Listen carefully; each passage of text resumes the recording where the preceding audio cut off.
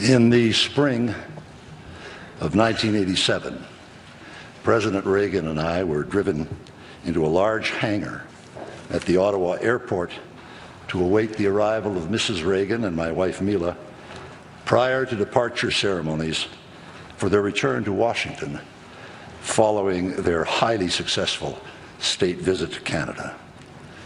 President Reagan and I were alone, except for the security details. When their car drove in a moment later, out stepped Nancy and Mila, looking like $1 million. And as they headed towards us, President Reagan beamed. He threw his arm around my shoulder, and he said with a grin, "You know, Brian, for two Irishmen, we sure married up."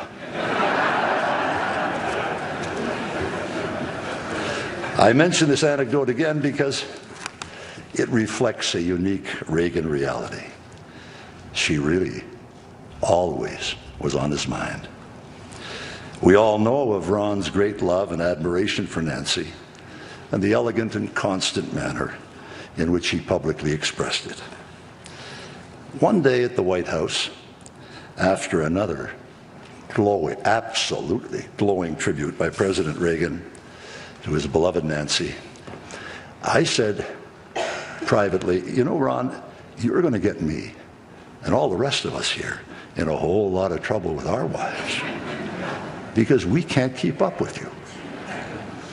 And the president chuckled and looked at me with that Irish twinkle in his eye and said, "Well, Brian, that's your problem, not mine."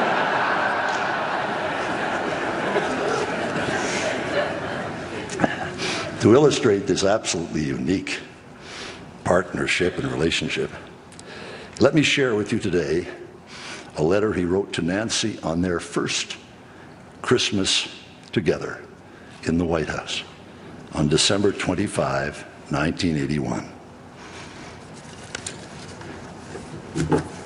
Dear Mrs. R., there are several much beloved women in my life, and on Christmas I should be giving them gold and precious stones and perfume and furs and lace. I know that even the best of these would fall short of expressing how much these several women mean to me and how empty my life would be without them. There is, of course, my First Lady. She brings so much grace and charm to whatever she does that even stuffy formal functions sparkle and turn into fun times. Everything is done with class. All I have to do is wash up and show up. There's another woman in my life who does things I don't always get to see, but I hear about them and sometimes see photos of her doing them. She takes an abandoned child in her arms on a hospital visit. The look on her face, only the Madonna could match. The look on the child's face is one of adoration. And I know, because I adore her too. She bends over a wheelchair or bed to touch an elderly invalid with tenderness and compassion, just as she fills my entire life with warmth and love. There's another gal I love who is a nest builder. If she were stuck for 3 days in a hotel room, she'd manage to make it home sweet home. She moves things around, looks at it, straightens this, straightens that, and you wonder why it wasn't like that in the first place. I'm also crazy about the girl who goes to the ranch with me. If we're tidying up the woods, she's a pee-wee powerhouse at pushing over dead trees. She's a wonderful person to sit by the fire with, or to ride with, or just to be with when the sun goes down and the stars come out. If ever she stopped going to the ranch, I'd stop too, because I'd see her in every beauty spot there is, and I couldn't stand that. Then there is a sentimental lady I love, whose eyes fill up so easily. On the other hand, she loves to laugh, and her laugh is like tinkling bells.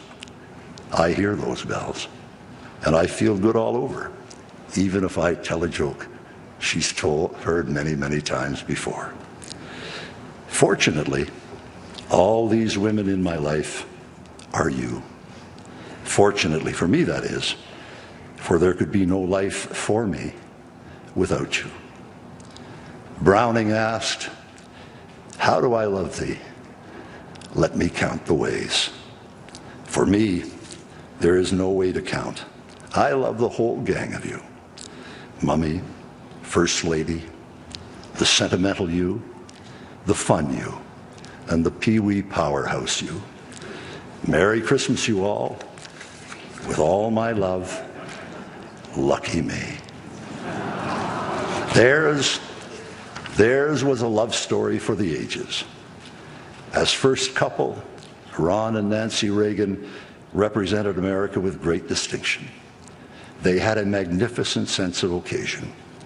They had style, and they had grace, and they had class. Some of you may have heard my reference to lines from William Butler Yeats when talking in other circumstances of what the Reagans meant to us all. Today, those same golden words tumble across continents and down the vista of the years as we think of Nancy reunited finally with her beloved Ronnie. Yeats wrote, "Think where man's glory most begins and ends, and say, my glory was that I had such friends."